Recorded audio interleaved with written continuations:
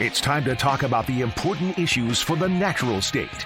And there's only one place to turn for that. Opportunity Arkansas's Nic Horton. You can find Nic's work at opportunityarkansas.org. Hey, good Wednesday morning to you. Welcome back to First News, 27th of August, just about 19 minutes in front of 8 o'clock this morning. No shortage of Arkansas issues to talk about today as the CEO and founder of Opportunity Arkansas, Nic Horton, joins us. Nic, welcome back to the show. How's your week going so far?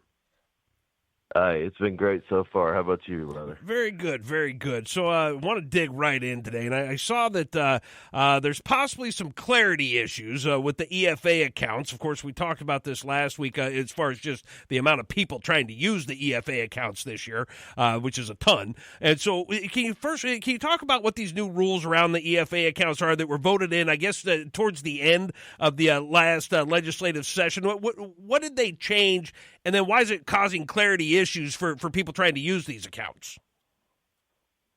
Yeah, such an important topic, and I'm grateful to have a chance to kind of dig into this a little bit more. Your listeners probably remember back in the legislative session, the last 8, 9, 10 days of session, there was a bill, I would call a very bad bill, SB 625, that was dropped over a long weekend that was going to make some dramatic changes to the Education Freedom Account program. Mm-hmm. A lot of different layers to that, giving the Department of Education some new auditing powers, creating some limited enrollment windows, restricting a lot of things that the funds could be spent on, which to us was, in all of those ways, in all those things and more, it was a very big step backwards in terms of, hey, it's taken us 30 years to get to this point to say we're going to put families in charge and we're going to let them decide how to educate their children and give them education freedom. And let them use their dollars as they see best to educate their kids. And then all of a sudden in the very 11th hour of legislative session, I mean, this bill passed on the House floor, Toby, on the last day of legislative session. It was one of the very last bills to pass. Mm-hmm. And here we are at that point, it's April, and we're just a few months out as part of this 3-year sort of slow implementation process of the LEARNS Act and Education Freedom.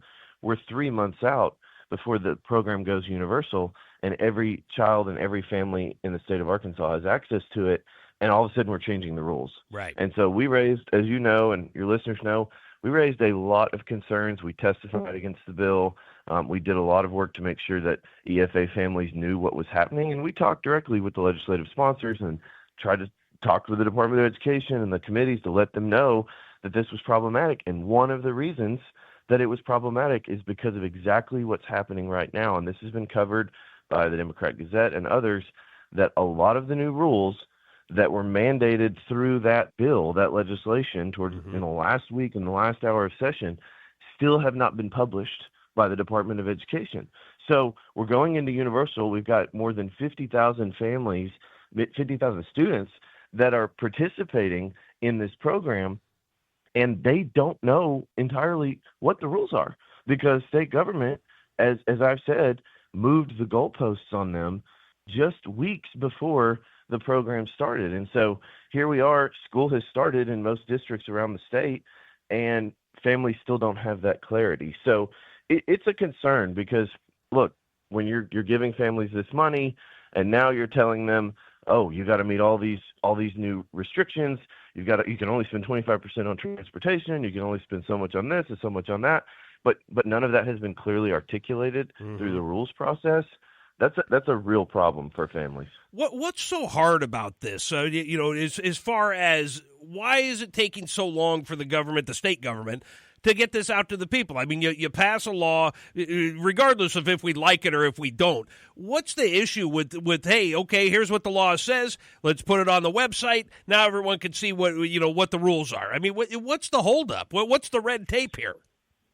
Well, that's a great question. I think part of it goes back to the fact that state government is just too darn big, and ADE and DHS and all these state agencies, they have too much to do.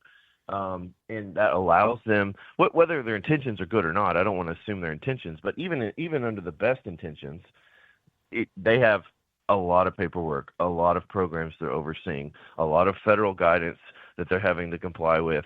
They're having to budget. They're having to oversee school districts. They're having, I mean, their day to day. And trust me, I'm not making excuses for them. Sure. I'm just saying over time, it's a reality. The reality is they've grown so big that, I mean, there's no telling. I couldn't tell you off the top of my head, but dozens of pieces of legislation, as you know, Toby, there were over 1,000 new laws signed in the legislative session, and dozens of those, I would imagine, affect the Department of Education. Mm-hmm. And so there's a lot of rules and a lot of guidance and a lot of regulations that come out of anytime we pass a state statute, a new state law. Almost always there are new rules and regulations that come out of that, and those things take time. And then they have to be drafted, they have to be reviewed, they have to go before the public, then they have to go before the Legislative Council to be reviewed. Then there's a public comment period. I mean, it's a long process to get this done. And again, that's part of the reason why we raised so many concerns and pulled so many fire alarms, if you will, back during session and said, hey, this is happening very soon. People are signing up for this program right now, and they need clarity. Families need clarity about what the ground rules are going to be. And here we are now, school has started, and families still don't have that clarity. So if you're going to change the rules months before, and by the way, again, this was a 2.5-year process of getting the program set up, educating families about what it was going to look like. They've had plenty of time to get that set up. And instead of just going down the track that had already been laid, they decided 3 to 4 months before the program started to change the rules. And so it's sort of a self-inflicted wound in that sense. But the problem is that the victims are the education freedom families and more than 50,000 families across the state of Arkansas. Yeah. So do we know this part of it? If a family has accessed the money out of the EFA account, and say they spend it on something, say they spend 50% of it on transportation. I'm just pulling numbers for no good reason, but say that, but then the law says, well, you can only spend 25% on transportation. And so, I mean, does that mean they wouldn't get reimbursed, or they wouldn't be able to access the money? Do we know what the downside is for the families that are using the money if it comes back that, hey, you're using the money wrong? Well, I hope that's something that if or when the rules are published and finalized, we're going to get some clarity about that. My assumption would be what you suggested, which is that all of a sudden, hey, you spent 50% on transportation cost, and we're going to cap that at 25%, and so you're just going to have to eat the rest of that cost. You're not going to be able to use your EFA funding for that. But again, how problematic is that for a family, especially a homeschool family or a micro school family? Families that are having to travel long distances to get their kids to school every day, and they need help with the mileage reimbursement. And by the way, that's partially why the program's there, right? That's an allowable expense. That's always been an allowable expense. And so now, unless they followed our work closely or they listen to the segment every week, which I know hundreds of thousands of people do. That's right. But if they haven't, and they're not up on the 1,652 bills that were filed during legislative session and the 1,000 new laws that happened during session, then they may not know. They may not realize that all of a sudden, hey, I can't do this anymore. All of a sudden, I'm capped at 25%. I've been in the EFA program for a couple years now, and I've always been able to do this, but now all of a sudden I can't, and now I'm going to have to eat all of that cost, and I'm not going to be able to use the funds the way that I want to use them to educate my kids the way that I want to. And so that is the problem. That is the crux of the problem, is that families don't know, is my sense, that most of them have no idea that these rules have changed, and that the statute passed, and that's fine, but the rules are where it actually comes to life, and you give those specific scenarios and that specific guidance to families about how this is going to work in practice. And then, of course, Toby, as you know, last year there were 14,000 families. This year there's more than 50,000.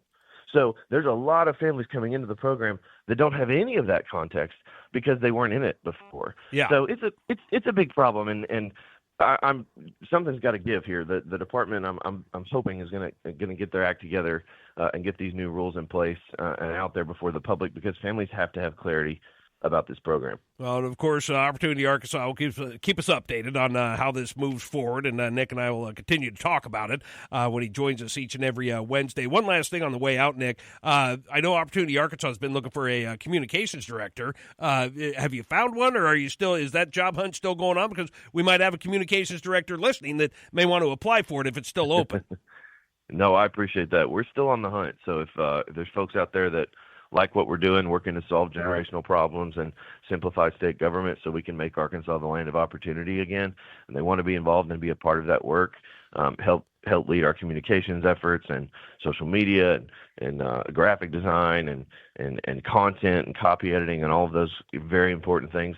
Yeah, we would love for them to apply, and they can find the job listing at opportunityarkansas.org. All right, so opportunityarkansas.org. That's where you get all the good information and apply for the communications director job if you want to go to work with Opportunity Arkansas. But Nick, always appreciate you stopping by. Of course, we will do it again at 7:40 next Wednesday. But have a good rest of the week, and thanks for the time this morning. All right, let's do it. Thanks, brother.